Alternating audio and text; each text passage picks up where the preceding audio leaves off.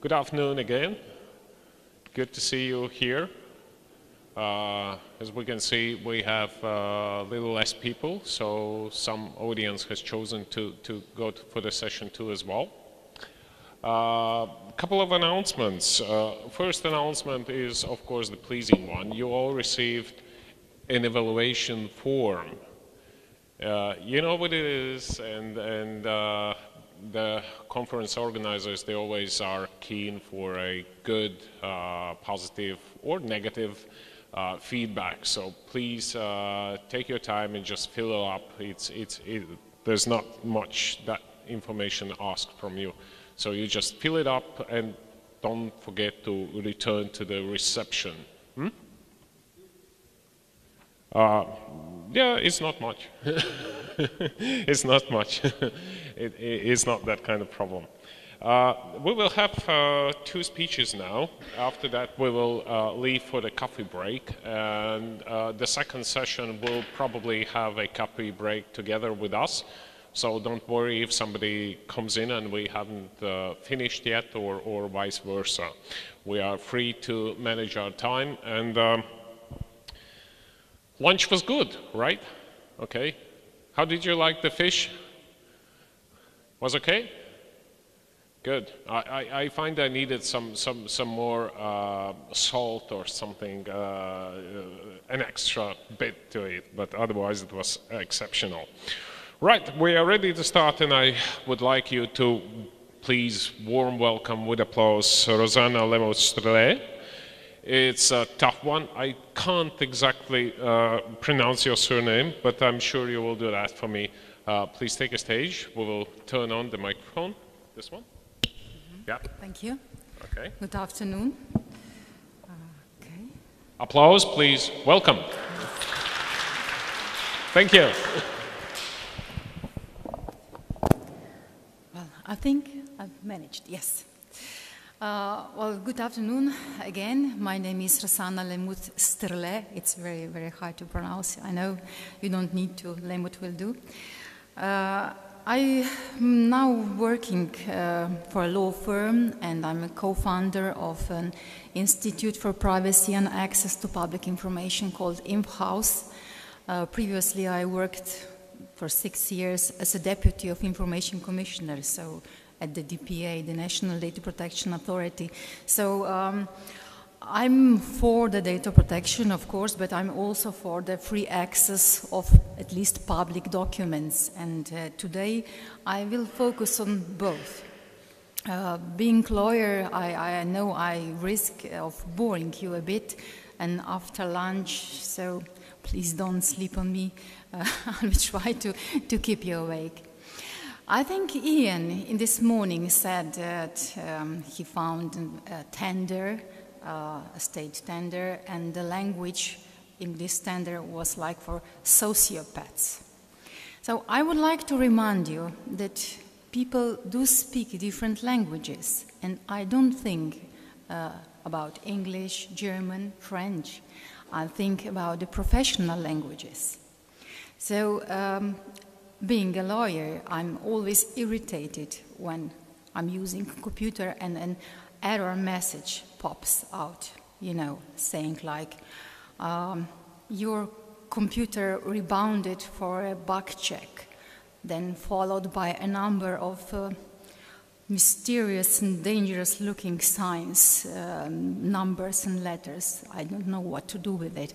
Or when you want to send an email, and again, this error message pops out saying, the remote server not responding. Well, what's that? I really feel very stupid when something like this happens. So once I went and checked, what does it mean, the remote server not responding? An explanation went like, well, your modem has probably failed to negotiate with the modem of remote server at the selected speed. I didn't know that my modem negotiates. So what I would like to stress is that we really don't understand each other often. But that's not because we would speak different languages, but we speak different professional languages, so we have to communicate. I'm sure that a technical person is very irritated by the legal language, at least as much as I'm irritated by the technical one. But it doesn't mean that we should not communicate. We should therefore communicate much more.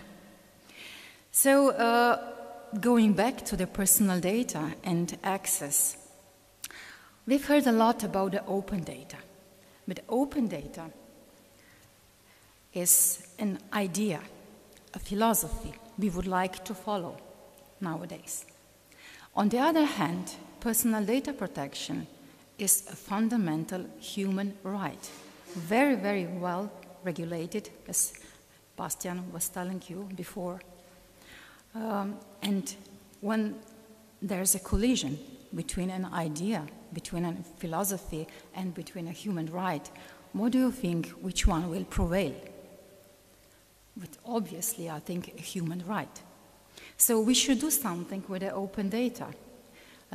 Human right, I think, should prevail, not just in the legalistic sense, but also in practice. Otherwise, we should just miss it. We don't need it if we don't give it the right value. So let's see, because open data starts with a free access. You know, open data is a step 2. We have free access, then we have reuse, and afterwards comes open data. And reusable and potentially open data is only data that is freely accessible. If the data is not freely accessible, you cannot reuse it, you cannot open it. So let's see where do we stand with the free access on the European Union level. Well, there is a regulation 1049 of the European Parliament and Council about public access to European Parliament, Council and Commission documents.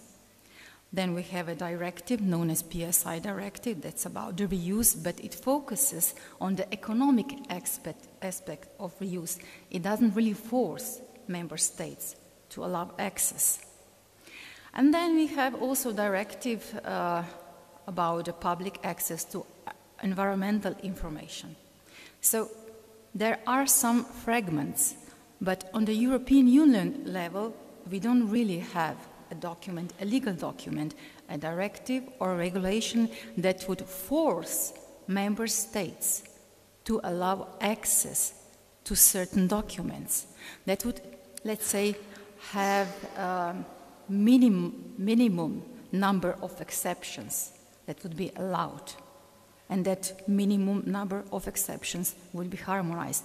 We don't have that on the European level, and we are talking about open data. Further on, if we look what's on the level of the Council of Europe, we can see that the Council of Europe tried to regulate free access on documents, that's FOI right, in 2009. And if we look further on, deeper, we soon notice that this convention has only 7 ratifications, 7 out of 47 members of the Council of Europe. 10 ratifications are needed for entering into force of these conventions. So I listed the EU members that ratified the Convention on Access to Official Documents: Norway, Sweden, Lithuania, Hungary, and Finland. That's all, 5 of 28. Why is that? Why do you think only 5 of 28? And there is an initiative of open government, digital by default, we heard today, open data, but only 5 of 28 of European Union has ratified the Convention on Access of Official Documents. That's not even European Union document, but Council of Europe document. Are we really sincere on a legal level? So what are we lacking if we want better to balance personal data protection and access to document in next steps reuse and open data is a legal binding document on EU level that would force member states to allow access to certain data. In the morning, the audience, someone asked whether the data on salaries in public sector in Belgium or Netherlands are open data. Well, first of all, they have to be freely accessible.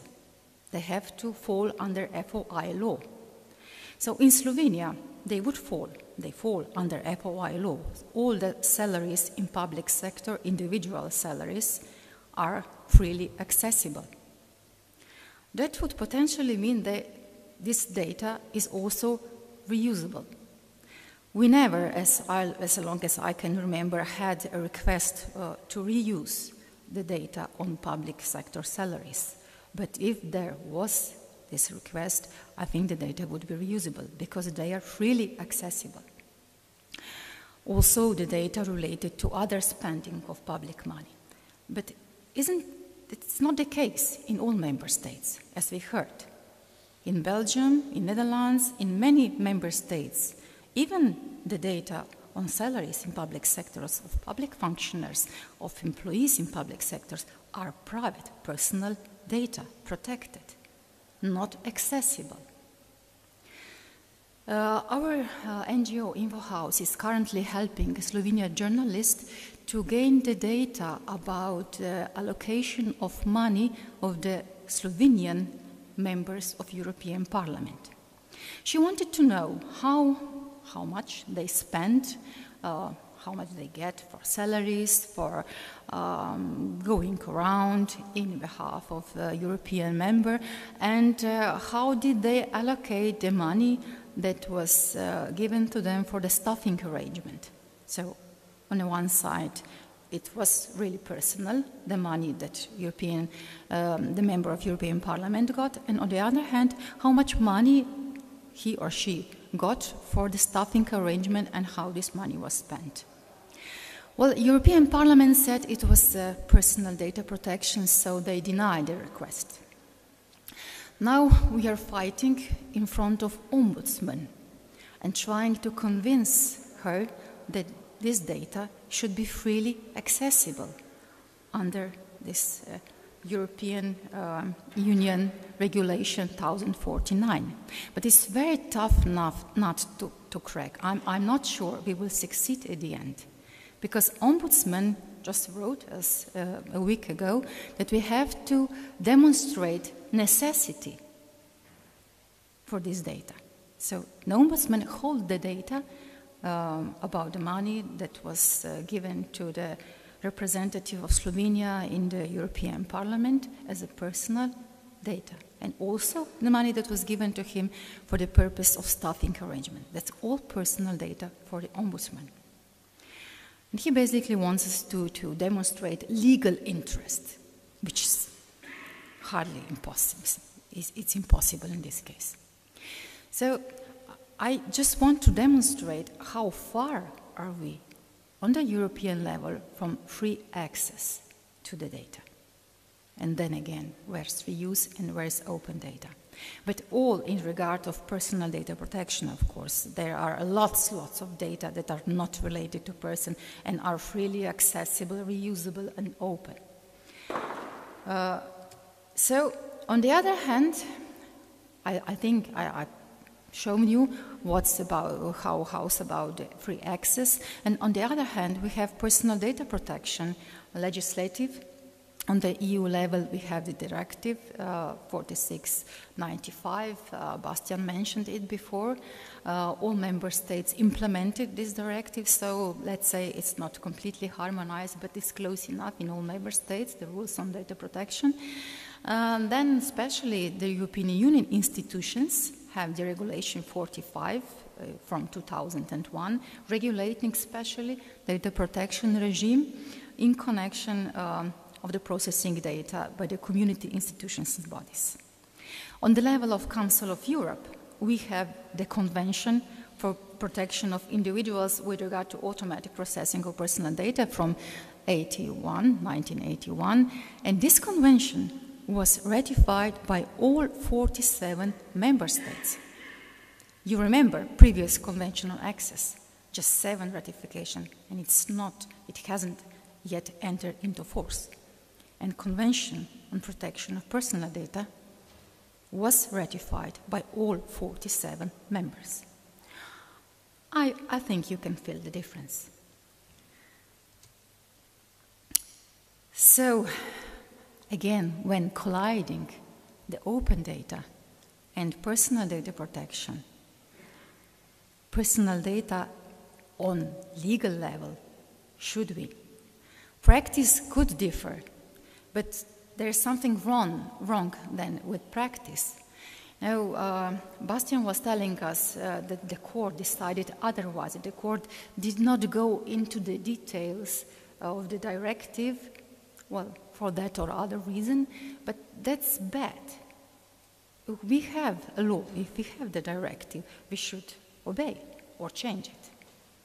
It's no sense having a law if you don't follow it. So in collision, at least for now, the personal data should prevail. I want to show you one example. I just chose one example of the open data. In Slovenia, we do have a lot of open data. It's not that we don't, but we could have more if this balancing with the data protection and access could be better arranged. Well, an institution in Slovenia, I think it was a private institution, built an atlas of Roma settlements. They've got analytical data from censuses, all anonymized data from educational system, children allowances. They were all anonymized data they've got. And they merged this data. And on the state level, I know the picture is not big, but you see it's not personal, just pink, blue, and green areas, and it's really not personal. But if you go further on the level of settlement, well, then picture is different. This is the picture of settlement named Hudeje, and it's really small. It just has 312 inhabitants, and practically anything you would like to tell about this settlement would be personal data. And if you show this picture in Atlas of Roma settlements, well, you see yellow and orange means that it's more probable that in these houses live Roma people, and yellow, it's less probable that in these houses live Roma people. So if it would be your house in the orange area, it's not just a house, you know. It's a house in which most probably live Roma people.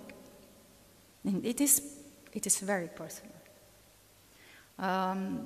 In the terms of personal data protection, we would even say it's a sensitive data because it shows ethnicity.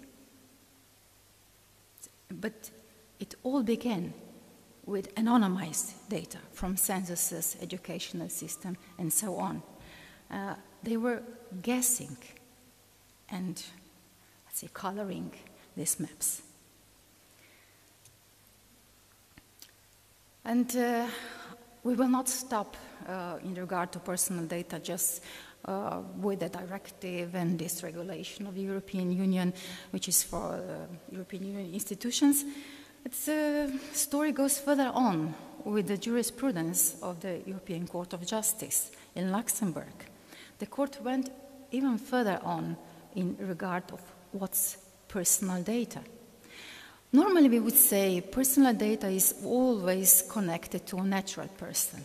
If I'm an entrepreneur or I'm a company, then I don't have personal data protection. I don't enjoy the privilege of personal data protection. Well, there's a case. The case was about farm subsidies. And I'm sure some of you remember that in years, I think 2005 till 2010 or something like it, there was a proactive publishing of the people that received farm subsidies. It was a demand in European legislative that whoever receives a farm subsidy must be published on the internet. Then some farmers, some I think German farmers, protested to this public announcement that they received farm subsidy, and to make story short, ECJ decided that legal person, even legal, not natural person, can claim the protection of personal data if and insofar the official title of this legal person identifies one or more natural persons. So in Slovenia, that would be the case with the entrepreneurs. The firm of entrepreneur must consist also out of the name of this natural person that's entrepreneur. So it goes even further, this protection of personal data, through the jurisprudence of the ECJ. Well, but I don't want to be a spoiler of this great idea of open data, and I really think we should work on it. So let's look what I think should be the next steps towards open data. First of all, I think we do need a new legislative general framework for free access on European Union level.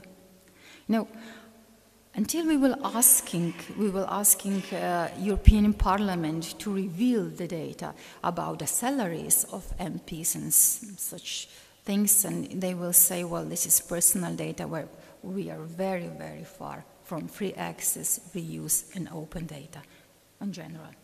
So I think a general legislation, whether directive or regulation, on EU level is needed on access. And in this legislation, well, there is, I think, a place and space to speak about balancing the personal data and freely accessible data, and what we will do when they collide. Will we, let's say, recognize public interest in some cases, or in general, how will we solve it? It's solvable, everything is possible to solve, and I think this regulation on free access on European level should be, is the right place.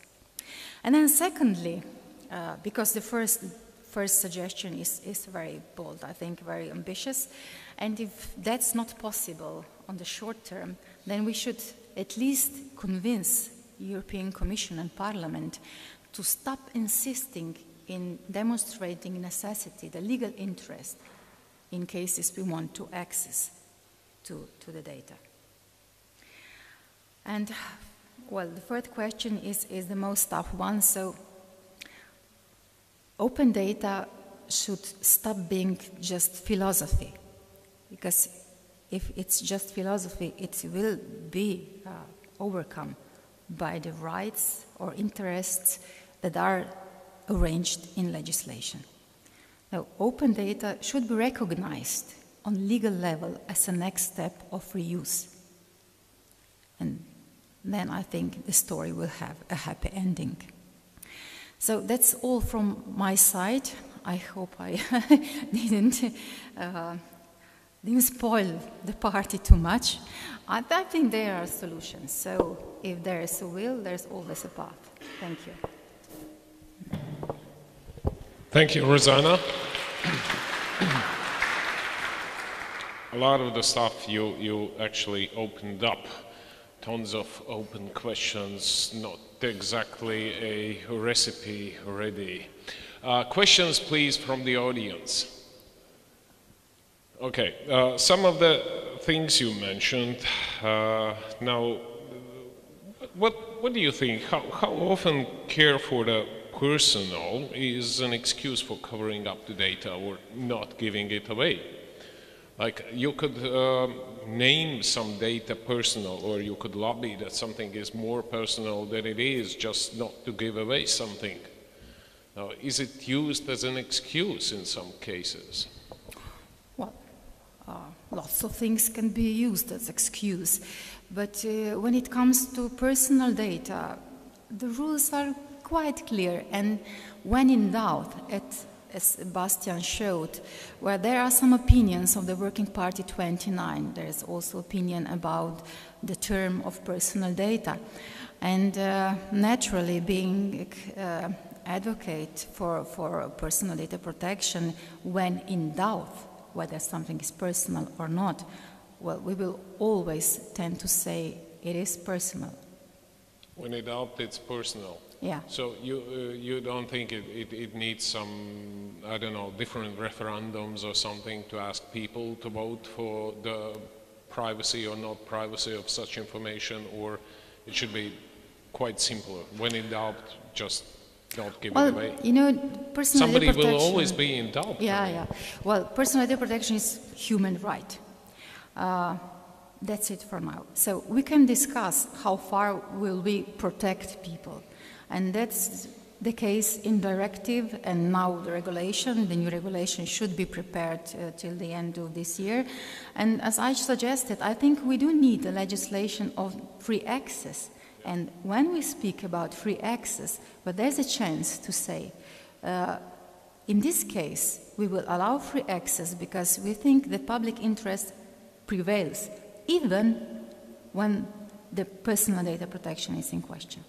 Yeah, and in your second case, where you told the case story about Roma people, settlements, etc., well, in some cases and in some countries, even if it would consider it to be absolutely legal and not personal, etc., some would claim it's not maybe ethical since it touches some nationalities or some stuff like this, which always puts something in doubt. Well, you know, according to the directive, there could not be really a doubt whether this data is personal or not, and it's really related to ethnicity, so it's also sensitive, and I think in this case we would not be in doubt at all. So this would really be personal data. But it's up to people, you know, if people want to get some, I don't know, allowances, subsidies or something because of the measures of positive discrimination. We do know that in Slovenia they voluntarily reveal themselves as, let's say, Roma people. That's okay. But state should not force people to say, I'm a Roma. Okay, you know, it's always very subjective information. I can feel Roma today, but tomorrow I will feel Austrian, let's say. There is not objective measures to say he's Roma, he's Austrian, and so on, and the state should not force people to say to which ethnicity or national they do belong. And in this case, this was the problem, because people didn't know. And most of the people in this orange area of the settlement were actually not even Roma people. But that's the probability, yeah, it was. Okay, let's say thank you to Rosanna. Here's a nice little souvenir from us, please. Applause, please. Yes, it was a good one. It actually reminded one thing. Yeah, you can come up and find your presentation, ladies and gentlemen. Nuria Delama, yes, our next speaker. And remember, there was a question asked from the audience: are salaries of the public sector private or not, or open information? And the question was directed to the Belgium, as much as I remember, or Netherlands, right? And it reminds me one case here in Latvia back a long time ago, before we embraced the law that the public sector salary should be a public information. And if you might remember, and some of you might know, that before it was officially released, it was actually hacked. Okay, it was more like an exploit, not a hacking thing. But somebody, let's call him a Robin Hood, actually stole this information, analyzed it, And depending on the situation and on the public or political situation regarding some personalities, release this information portion by portion to the media. And actually the people, the citizens of Latvia, saw it very good, interesting and required, and thus created the demand to push such initiatives further on. And so now we have all of this information publicly available. Right, I will give a stage to Nuria Delama with your speech, Europe, Big Data Challenges and Opportunities. Please. Can you help yes. me to open the... Have you found it? Yeah, it's here, but I don't Okay, know. okay, let's press this one. Okay, great. I don't Yeah. know. That is the previous one, I think. The previous one? Yeah, mine is this one. Okay. Oh, perfect. Good. Thanks a lot. Applause, please. Welcome. Good afternoon, everyone. First of all, thank you very much for inviting me to be here. I hope that after the coffee you are not sleeping, and we are changing a bit the topic. I'm not going to talk about open data, even if that is the main topic of this conference. We will go a step further, and I'm going to talk a bit about big data and some quite interesting initiatives that we are setting up in Europe, and I'm sure that it will be quite interesting for you, because in the end, open data is also contributing to the phenomenon of big data, and we are already in that wave. It's not something that will happen in the future. It is something that is already happening now. My name is Nuria Delama. I'm representative of Atos Research and Innovation to the European Commission. For those that do not know the company, Atos is a system integrator. We are providing IT solutions for customers in many sectors. We are 90,000 people all over the world, so we are a big player.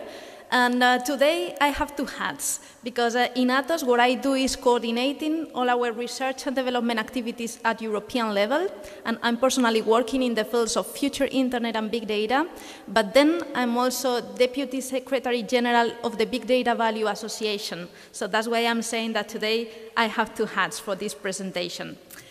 So basically my main objectives for this afternoon is to tell you about what is the industrial motivation of Atos to set up this kind of big data value association, which are the challenges in terms of big data. Many of them, in fact, are quite similar to the challenges of open data. We have been talking a lot about data privacy, data protection. That becomes even more tricky if we talk about big data, because in some cases, when you don't have a high volume of data, still you can control somehow data privacy. But as soon as you have big data analytics and you really count on a lot of sources of information, it's almost impossible to ensure the data privacy and the data protection, basically because you can infer information from the data you have. So it's almost impossible, and these challenges that we talked about before become even more tricky in this environment. Then I will tell you what we understand by big data and big data value, and I want to tell you specifically about this initiative called the Big Data Value Public-Private Partnership and the Big Data Value Association, in case you are interested to join and to get involved with us. And therefore, I will tell you exactly what you have to do if you want to work with us in this endeavor. So, what is our industrial motivation as an industrial company to work on these big data things? And are you able to recognize this picture? So, this is the start of the Olympic Games in London 2012. And I'm not sure if you are aware that my company is managing the biggest IT contract in the world in terms of IT and sports, which is the one of the Olympic Games. So in fact, this contract is so big that we had to create a company as such in order to deal with it. The company is called Atos Major Events, and the only thing this company does is really managing all the IT services for the Olympic Games. As soon as the Olympic Games have finished, the following day they are working on the next edition that will happen either in the Winter Games, the Paralympics, or maybe the next Olympic Games that will happen 4 years later. So the company is doing that. And I'm telling you this because this environment is not the only one where we are working, but this one is very challenging in terms of data. And let me give you some concrete examples. Before, when I was listening to the presentations of the others, it was quite difficult to see the slides. I'm not sure if you can read from there. Here I can see it very well, but I'm not sure if you can see all the numbers. And basically, this slide offers a comparison between the data we have dealt with in London 2012 and the data we expect to deal with in 2020. not in the next Olympic Games, but the next ones. And it's really amazing. Basically, 4 billion people, which means 57% of the worldwide population, are an audience of the Olympic Games. That was the case in London. But we expect in 2020 to have 5 billion people directly connected, watching the Olympic Games and participating in a very active way. Also, in terms of social networks, so in London 2012, we got like 6.8 million likes in Facebook, and we expect 4.3 billion likes in Facebook in 2020. And all these kind of figures translate into all kind of systems we have to deal with. So you can imagine that managing this complexity is extremely challenging, not only from an IT point of view, but also from a privacy point of view. So as a company, of course, we are really interested in getting the solutions that will help us to deal with this kind of complex challenge and situation, which is our business in the end. But it is not only about data. A lot of things are changing, the way we are working today, the way we are living today, the way we have to do the things. So we have mobility, we have Internet of Things, we have social networks and media. So far here we have talked a lot about big data, but there is a lot of data that are not open data and will add to the list of data we have to manage. So we have also cloud computing, which has facilitated also sharing data and big data. And besides that, we have a lot of non-IT trends that are also shaping our future. So for example, economic power is changing towards different countries. Now big countries are really important in the world. This means that we have to look at them, we have to offer services to them, we have to do it in a different way. Then the debt crisis, which has led to cost reduction, which imposes also more efficiency in the way we do things. And there is also another topic that is quite important, is the one of IPR, that affects not only open data, but also, and of course, big data. And there is a speaker here that is expert on this topic. She will come to talk later after me. So IPR is extremely important because if you go to China and you want to make business, in 1 or 2 days they can copy your solutions. So sometimes you really have to manage all this in order to be competitive in a global world. So all these kind of things together create a lot of challenges. So my company has tried to identify some of them in order to give a solution to these problems. And some of them are technological, and there we have a lot of knowledge, but many of them are not technological. So the first thing, or the first conclusion we have reached in the last years is that we need a Schengen for data. So my CEO is called Thierry Breton. He was former Minister of Economy in France, and he talked to Angela Merkel and to François Hollande that we really need a Schengen of data because there are lots of different regulations and they change a lot depending on the member states and the country. So it's almost impossible to do data business and data-driven innovation. We really need a framework that allows us to create services, to create products, and be able to exploit them in Europe and not in each of the member states. So in the same way, we have created a framework that allows people to go from one country to another in a very easy way. This may also happen with data, at least in Europe, and try to have the same kind of harmonized regulations. Another thing that is very important is the access to data. Here you know a lot because precisely you have been talking the whole day about opening data. So PSI directive and open data initiatives are contributing very much to that. But we are not referring only to open data. We think that it's also quite important to motivate organizations, public and private, to share their data in whatever way. This can be closed data, this can be open data. You don't need to give everything for free. Of course, pricing is quite important, but in any case, the important thing is giving access in one way or another in order to ensure that people will be able to do business with that. Also, the availability of suitable infrastructure. At this very moment, most of the companies we have in Europe, I'm not saying all, but a lot of them, when they need a cloud solution, normally they call Amazon. And then your data goes, you don't know exactly where. In most cases, they could be in US, they could be in any other country, and in most cases, you don't know even when where your data is. So for us, it's very important that Europe invest in infrastructures that ensure that European companies have the choice to select where they want their data to be, and to ensure that if they want, they have a good, affordable, and efficient solution that is in Europe, and they can ensure that their data will be kept in Europe under our regulations. So legal and IPR framework that was mentioned before. Another thing that is extremely important is data experts, skill and training. Yesterday we had a very interesting panel and we were saying, but we are missing good business cases for people to be motivated to open the data. Well, in fact, part of this reason is that we are really lacking people that understand what to do with the data. So I'm not sure if you are aware that one of the most demanded jobs at this very moment on the internet is the one of data scientists.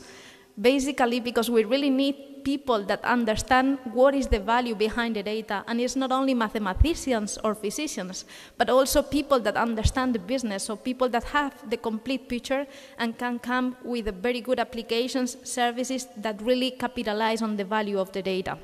So working on skills and training for Europe is also quite important. And then another thing that has been heavily mentioned today and yesterday, which is the security, privacy, reputation, and cybersecurity. All these things become even more challenging when we talk about big data. So if you have a look at the whole list, you will realize that my company as such can invest in some technologies, we can contribute to some of these things, but of course we cannot solve all these challenges. This has to be done in a jointly manner. So we need other organizations, we need private organizations, but also public authorities to get engaged in this work and find solutions to all these challenges. It's not something one can solve alone, but we really need cooperation here. And that's the reason why we decided to get engaged in this Big Data Value Association that I will explain a bit later. So what is big data for us?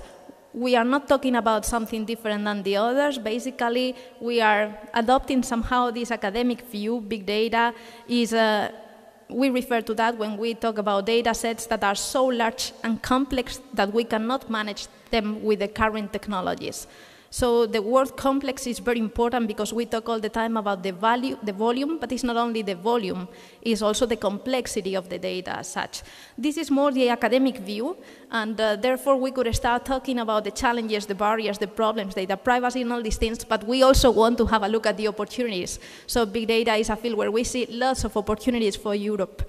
And therefore, we also want to have these business cases with the value that will come from the data. And here, there are some representatives of public administration based on many consulting firms. In principle, we expect something like from 150 billion to 300 billion euro in new value, only in public sector by using big data. Of course, then you could argue if the use case is the good one or not, or what is the use case that substantiates these figures, but this comes from many organizations that have a very good reputation. And then you can find use cases in a lot of different sectors, not only public administration, but also healthcare, transport, logistics, retail, and trade, geospatial, which is a very important sector where Europe has a good strength, and we are not exploiting that to the extent that is possible. But in general, in almost all sectors, the application of big data has proved to bring a lot of efficiency and value. So we also have to look at the challenges and try not to think only about the barriers. Both things go together. So, and in fact, the forecast shows us that there will be more and more and more data, but also the opportunities will also grow. And as it has been mentioned also several times, big data has become the key economic asset. It's like the new oil, and this was also very much reinforced by the former Vice President of the European Commission and the Commissioner for the Digital Agenda, Neelie Kroes. So before I mentioned that it's not only the volume of data which counts, but it's also all these V's: velocity, variety, veracity, and value. So when we talk about volume, that can be important, but still a lot of tools that we have nowadays can help us to cope with the volume of data. But this becomes more tricky when we talk about real-time decision. So there we talk about the velocity of data, being able to process things in real time, the variety of data, and I think this is one of the main challenges we have in front of us, being able to use and integrate different kinds of data. This is also applicable to open data somehow, because sometimes a lot of information is out there, but then it's quite tricky to use that because the formats are different. Or let's think, for example, about the way of doing a process in one country. If the process is done in completely different ways in all the member states, and then the data models are completely different, how can we expect a company to create good business using this data, even if they are open? So all these kind of things need to be solved. And then someone talked before about the quality of data. This veracity is very, very important, because if someone creates an application that is using data, doesn't matter if it is open data or closed data, and then the data are not good and something happens, let's imagine that we talk about something critical like, I don't know, something related to aeronautics or to health, then what happens if this service has not behaved in the right way? What is the liability there? So all these things are quite important. And, but then let's focus on the value, and that's the reason why we decided to create this association. So let me explain to you what this Big Data Value Public-Private Partnership and the Big Data Value Association are. So since we have all these barriers in front of us, but we also have a lot of opportunities, we said Europe needs to react now. We cannot wait more. We are talking a lot, for example, about open data now, and also about big data, but we need to react and create the solutions now. We cannot wait several years. US has already taken most of the market. So we talk a lot of people from the private industry with the European Commission and with many member states, and we decided to set up an initiative that will be an industrially led initiative, but open to everyone, where we will really research on all these topics and will create solutions, practical solutions that can be used by public and private sector. And this is the PPP on big data, public-private partnership. And there is a contract signed between the European Commission and a private part. The private part is this Big Data Value Association that I have mentioned several times. So we created a legal entity between many organizations where we have academia, research organizations, big and small companies. We all together set up this legal association, and we signed a contract with the European Commission in order to create a framework that allows us to solve all these problems by 2020. That is the main idea. And here there is a quite interesting sentence by the CEO of Software AG, and he says that big data is possibly one of the fewest chances for Europe's software industry to take a true leadership. So if you have a look at which are the main companies that are selling big data products nowadays in the world, you will realize that only 1 or 2 companies are European. The rest of the market is really taken by US-based companies. And this has to be changed, because there are lots of opportunities here, and we will be fully dependent, not only on cloud infrastructures, but in all the technologies that go around that. So basically, we were working very much in 2013 and part of 2014. This started more or less recently, but we managed to go quite quickly in this process, and we launched the Big Data Value Contractual Public-Private Partnership in October of last year, October 2014, that was signed between this association that I have mentioned and Nelly Cruz, that was still the commissioner for the digital agenda.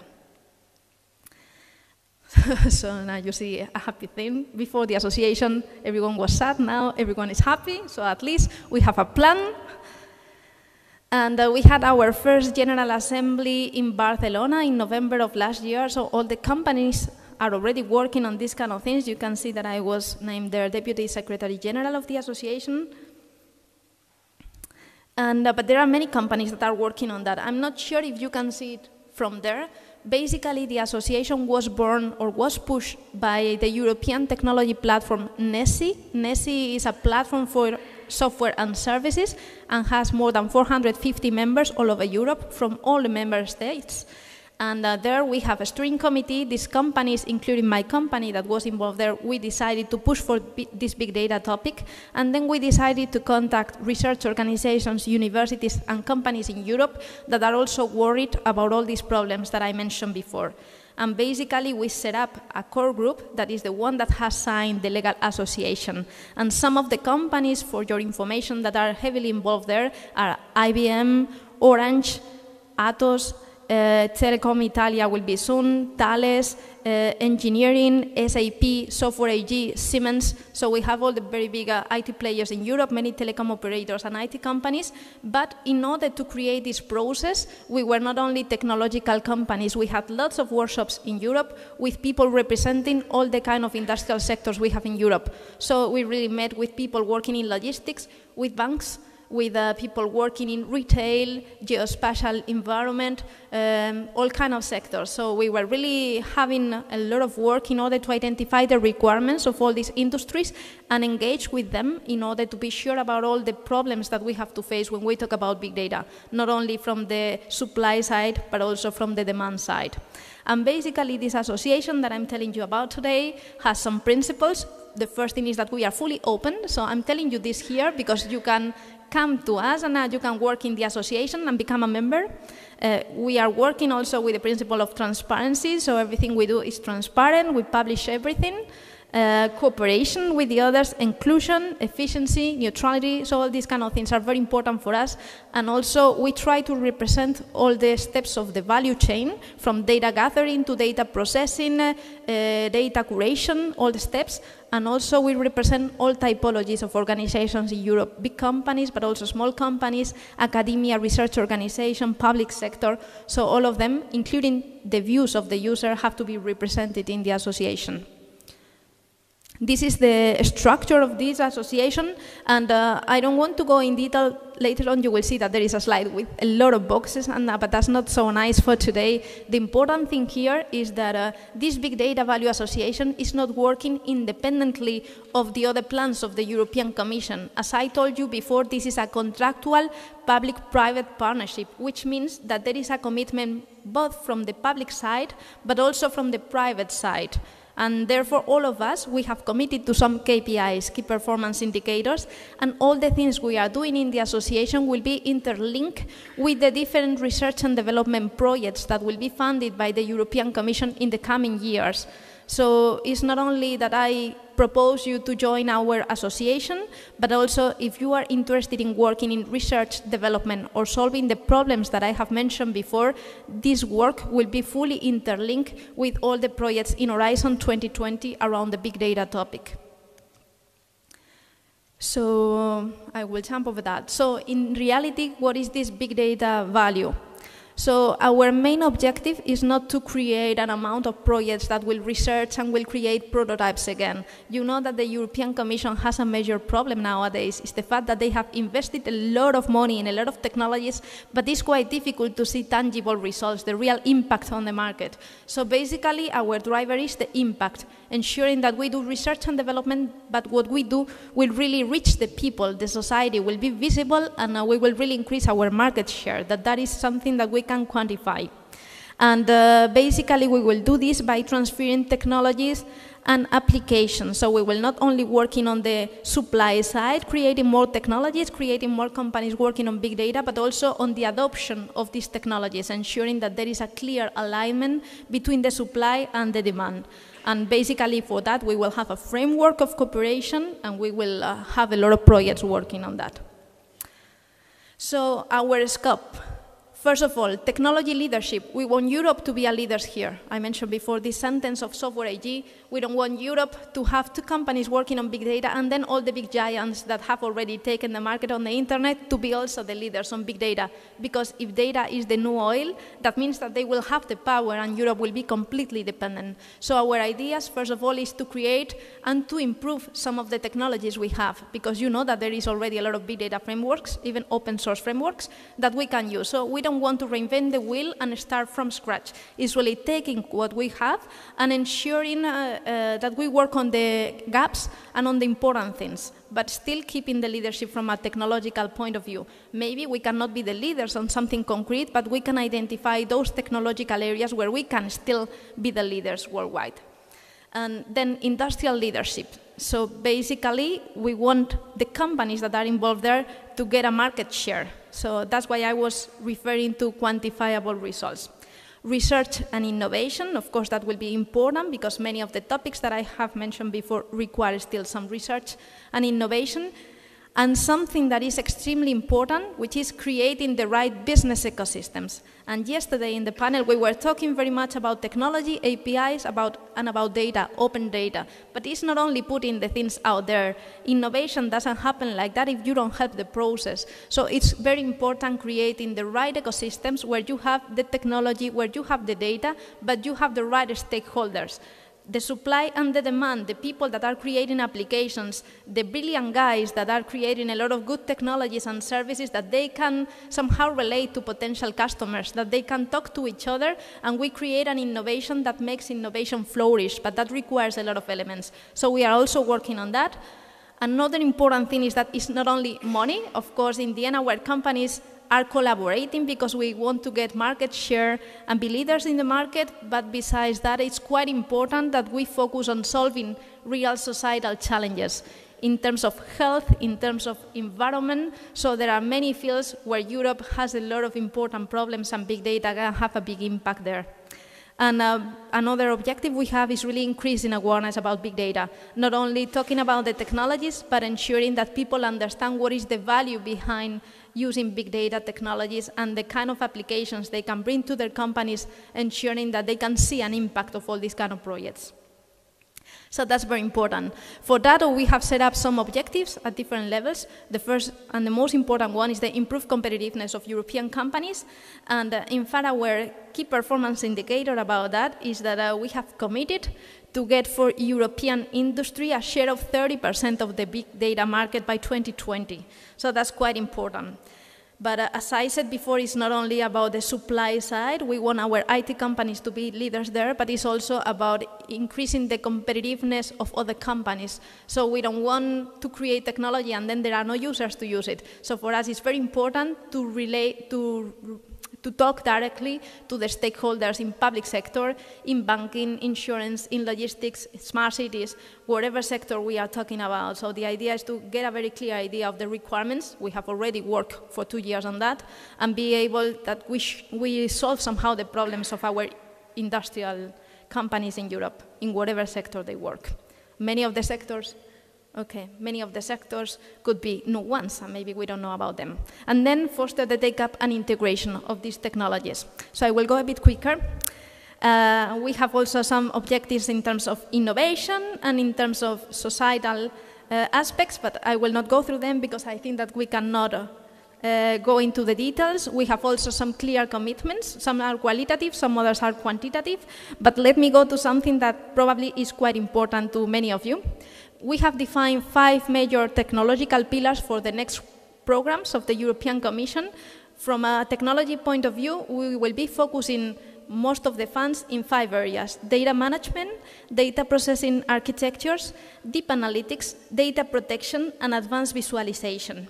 And when I talk about putting funding there, I mean that this big data public-private partnership is a commitment also by the European Commission, and the commitment has a figure in terms of money. So what the Commission has committed to do together with us is investing €1 million in the next period from 2016 till 2020.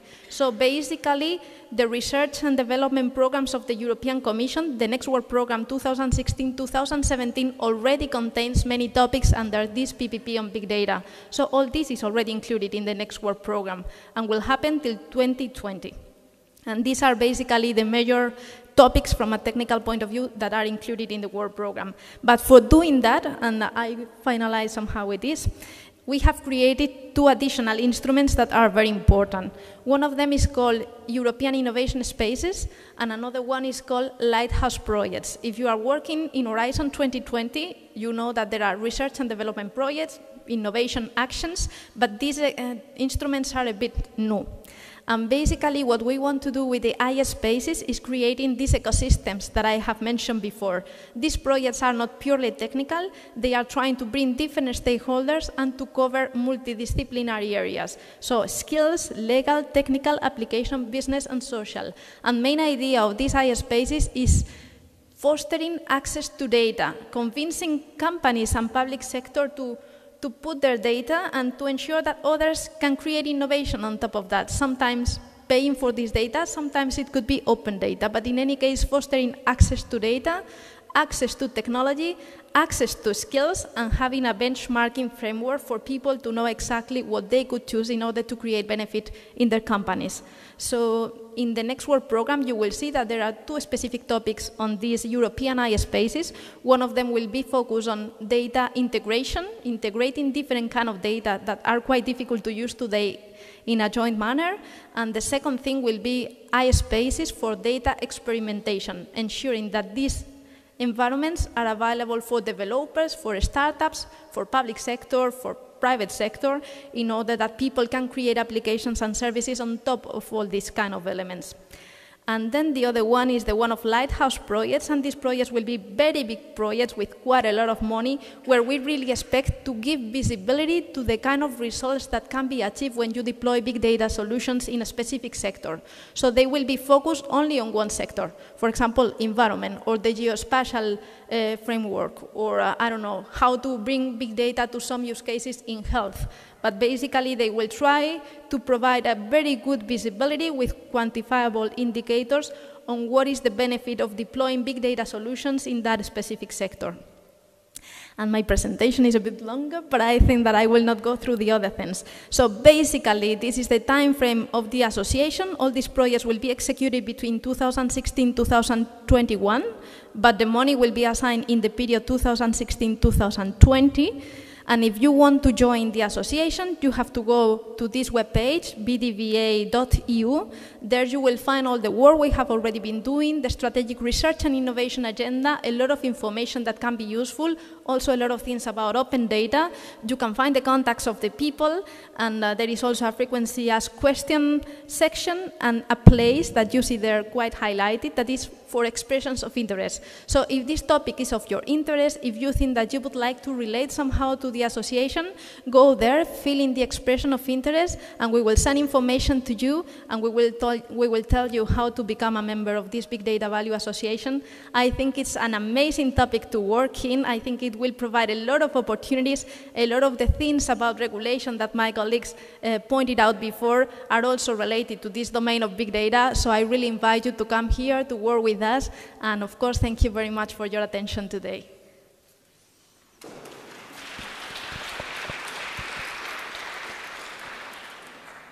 Questions, please. Yes, Nuria, you are absolutely amazing. I mean, you are fantastic for the work. You are absolutely the right person to handle big data. I mean, the information flow you gave us within this half an hour was really is big data, absolutely no? stunning. I'm thrilled. I'm thrilled. Applause, please. But I will still have one provocative question. Now, we are talking about big data, and Olympics are probably the case. And I mean, your company probably stores not only the results of the sportsman, but every millisecond of the speed, velocity, etc., etc. So it must be the big data. The question to you is, what is even bigger data? Because if we have big data, we definitely have even bigger one. Can you name some?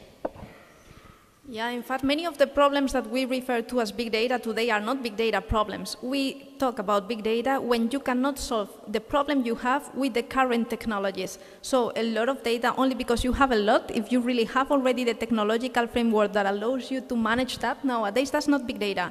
So we have a lot of problems that have not been solved. And basically this becomes challenging when we talk about a lot of different sources of data with great variety, and there is very difficult to integrate this data and to work with all this, and also when you bring the real-time requirement. And I have mentioned a lot of things, what we expect in 2020, for example, for the Olympic Games, but we don't have solutions for everything yet. Okay, I think your company is one of the first ones in a row to order some quantum computers, whatever. Okay, thank you very much. Applause one more time. Thank you very much for your presentation. And we are now leaving for a short break. The coffee, etc., is right behind these doors as it used to be. And we are back here at 15 past sharp. Thank you.